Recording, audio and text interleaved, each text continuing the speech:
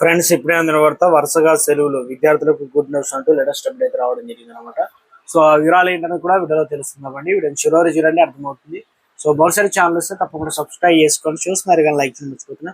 So వెంటనే like. విద్యా సంస్థలకు సెలవులు వస్తున్నాయంటే చాలు విద్యార్థుల సంబరాలే. అయితే ఈ నెలలో చాలా సెలవులు అయితే వచ్చాయి. వరుసగా సెలవులతో ఎంజాయ్ చేసిన విద్యార్థులకు ఈ నెల 21న మరోసారి సెలవులు అయితే రానున్నాయి అనమాట. ఇక ఈ రోజు శుక్రవారం అవుతుంది కాబట్టి మరుసటి రోజు 22వ తారీఖు శనివారం అవుతుంది. ఆ తర్వాత 23 ఆదివారం అవుతుంది. ఇలా శనివారం కొన్ని పాఠశాలకు సెలవులు అయితే ఉంటుంది, కొన్ని పాఠశాలకు హాఫ్ డే అయితే ఉంటుంది. ఇలా చూసుకుంటే మరోసారి సెలవులు అయితే ఆస్వాదించవచ్చు. విద్యార్థులు అయితే ఇందుకు సంబంధించి ప్రభుత్వం అధికారులు ఉత్తర్వులు జారీ చేయాల్సి అయితే ఉంటుంది. ఇంతకీ సెలవులు ఎందుకనేది సందేహం కదా.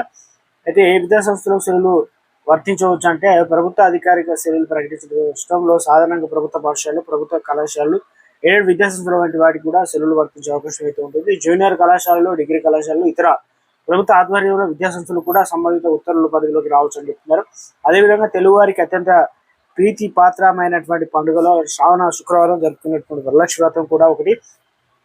ఈ వారం ఆగస్టు 21న శుక్రవారం తెలుగు మహిళలు శ్రావణ వరలక్ష్మి వ్రతం జరుపుకున్నారు. ఈ పండుగ సందర్భంగా 2 తెలుగు రాష్ట్రాల్లో కొన్ని పాఠశాలలు, కళాశాలలు, ప్రైవేటు సంస్థలకు సెలవులు అయితే ఉంటుంది. ముఖ్యంగా హిందూ ట్రస్ట్ ఆధ్వర్యంలో నడిచే విద్యా సంస్థలకు సెలవు అయితే ఉంటుంది. ఇక అలా వరలక్ష్మి వ్రతం చూసిన వెంటనే శనివారం, ఆదివారం సెలవులు అయితే రానున్నాయి. దీంతో ఆగస్టు 21, 22, 23 తేదీల్లో వరుసగా 3 రోజుల పాటు లాంగ్ వీకెండ్ లభించనుంది. ఏది ఏమైనా విద్యార్థులకు పండుగ అనమాట.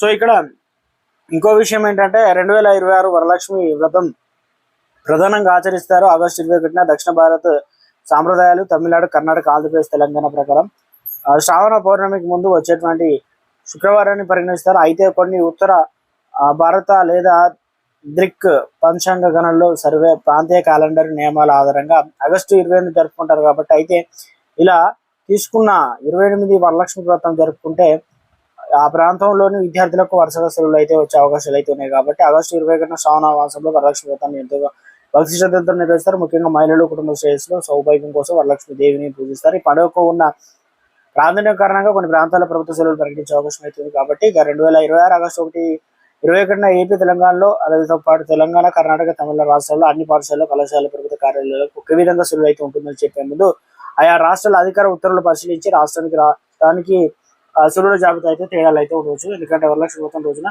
పాఠశాల తప్పనిసరిగా సెలవులు అయితే ఇస్తారు అనమాట. వరుసగా 3 రోజులు అయితే మనకు సెలవులు అయితే